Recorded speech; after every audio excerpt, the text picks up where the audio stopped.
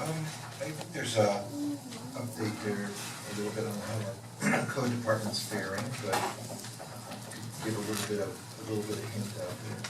City manager. As we've talked, and it kind of surprises me, some of the comments I'm hearing. It wasn't too many months ago, we had a scathing set of articles in the paper, an editorial on the heels of an internal audit report of code enforcement. Code enforcement has been a long-standing issue, and I think it was said in here, we've had a code enforcement problem for the last 26 years. It's not something that you fix overnight. It's something that we're putting all the tools into place. Yes, we have probably more than 20 ordinances that y'all approved, updating the codes and bringing us into the 21st century. And all the tools are in place. You're going to be seeing some more RFPs for the board ups, the lot clearings. We've reestablished the code remediation fund. There's almost $300,000 that we were able to put into that. We have a new legal team who has really tightened up the process. We're geared up to do liens and foreclosures. We have a new special magistrate, and she's been wonderful. The weak link in all that has been in the enforcement portion or the staffing. We spend over $900,000 to do code enforcement in the city, and nobody is happy about it. And it's because of all these things have needed to be fixed. The last component is the staffing. Yes, there's been some turnover and changes because there are changes coming in staffing. We are going to be bringing to you, as we've discussed, an RFP to privatize the function. I can't tell you what the bids are or who's going to be bidding on it. We know there's probably about 4 potential bidders out there that do this kind of work. We're going to see what it generates, and we'll bring that back. It's written in such a way, when it's released, you'll see that it says, it gives us options that we can do the whole schmagaggy, maybe some more components in that function, or a hybrid version. We don't know yet. We have high hopes that it'll give us the enforcement, the people on the street that we need to do all the things that you've been building for this code enforcement process to work. So yes, there are changes. I'm a little surprised that people don't think there's been problems in code. We've been working and talking to y'all individually about those problems, and it's been a very public issue, I thought. So anyway, things are moving. It should be within the next week or so, you'll see the RFP when it hits the street.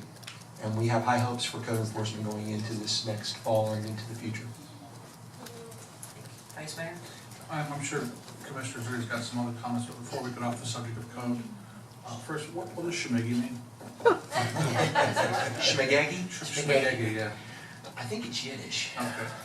But seriously, I hear Mr. Tim, and I applaud you. You've been on this, you've been dogging this issue for 15 years. It's been a very important issue for me for many, many years, and those who know me well and have, long conversations with me know that it's irritating me that we can't get more results. But there's a lot of misconception about how code enforcement works and how the process works. And I think it might be helpful to consider, and I don't know how the rest of y'all think, maybe we need to have a little workshop and a little mobile workshop that we take around to the neighborhood associations, okay, when they have their meetings, and explain to them what 162 is all about, how that process works. Because it's not helpful to have folks in the community who are frustrated like we all are, that don't necessarily have all of the mechanics of how the process works. I think once we understand how the process works, and we all understand it the same way, I think it's easier for us to come together and tackle the problem. But coming in and pointing the finger at this organization or that individual or that director or that code inspector or the process is not helpful. It really isn't. And we're going to get this code enforcement thing down. But in the meantime, I think we can get some help from the community by educating them, and I'm just throwing that as a suggestion. I like the idea of that. I'm before it. Commissioner Zerdy?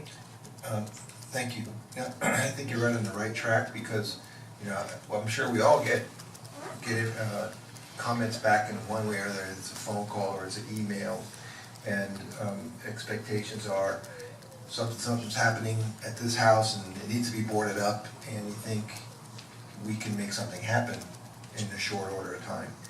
And so I think that's a really good idea. I'd say that would be very helpful. Put that together, and I think in our own districts, with our neighborhood associations associated to our district, I would be totally for assisting in getting that information out. So that part, I think, did you have something on the code you wanted to say? Yeah, I just wanted to Commissioner Moroso? reiterate too, again, the perception, I hear from people all the time, you know, why haven't you done something with that property? There's a process, and most people don't understand where the process is or where we are with the process. And as far as people saying, you know, they don't understand, they thought code was working well, you know, read the internal auditor report, you know, it wasn't working well. And for years, we didn't have an internal auditor. I would have to think that we could have probably gotten a jump start on code a long time ago if there was an internal auditor in place, especially if the report came the same way a couple years ago. So I totally agree with, you know, reaching out to the community and trying to educate, because there is misperceptions. Yeah, a lot of times too, I just want to agree with Commissioner Moroso. So many times it's frustrating for probably all of us here. By the time someone comes to complain about something, we've already had 3 meetings on it, and we've already talked to staff, and we're already working on solutions for it.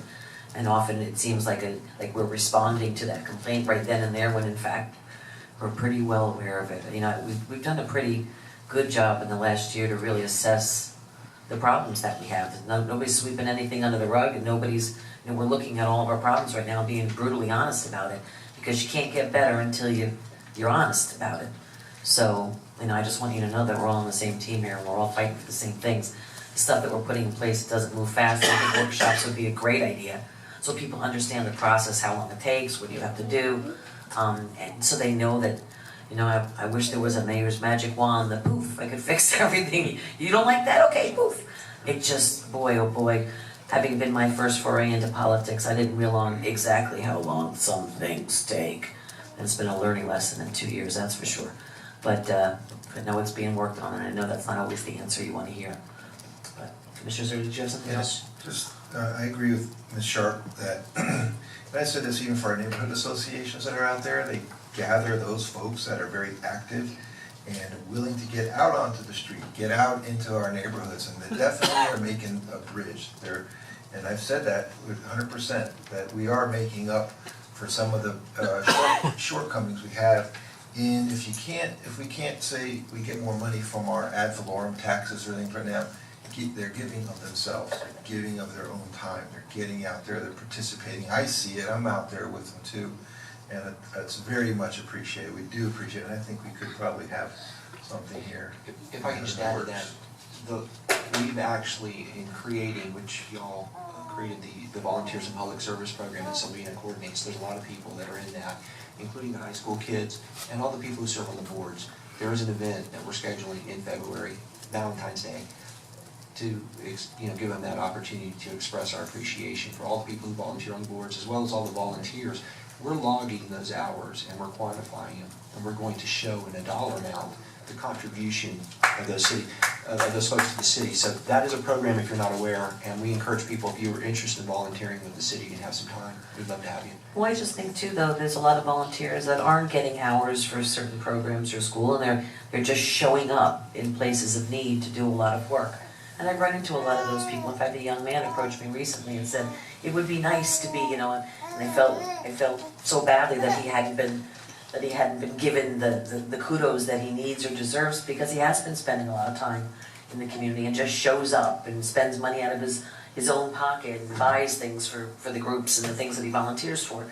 So there's a lot of different ways that we have to make sure we're not just the people that signed up for it, but actually the people that are on the street doing it at the end, and staff knows who they are. You know what I mean? The people that are always showing up that maybe aren't doing it for a reason other than the perfect reason, because they care.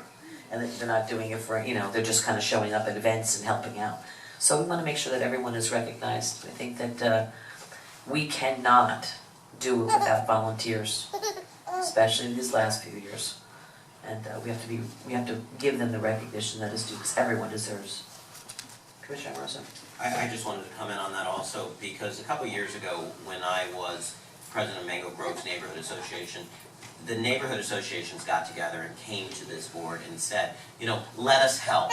And they've been doing that ever since, you know. So, you know, I think we should give back, but also, you know, the neighborhood associations identified the need to participate and to go above and beyond and get out there and volunteer in the time of need, because there wasn't funds to do certain things. There weren't staff, over 70 staff members were relieved of duty. So people jumped in, neighbors, and I think we all, every day, when we go to neighborhood associations, when we go to cleanups, thank your neighbors, thank them. Get them more involved, but thank them, you know. Some people need, like the mayor said, you know, they need the kudos, and then other people do it without needing. So take it upon yourself to thank your neighbors, invite them to the neighborhood association meetings, and go a little above and, you know, like I think Yolanda and the kids tonight, again, Yolanda was there thanking other people, so, you know, pay it forward. You betcha. All right, thank you, everyone. All right.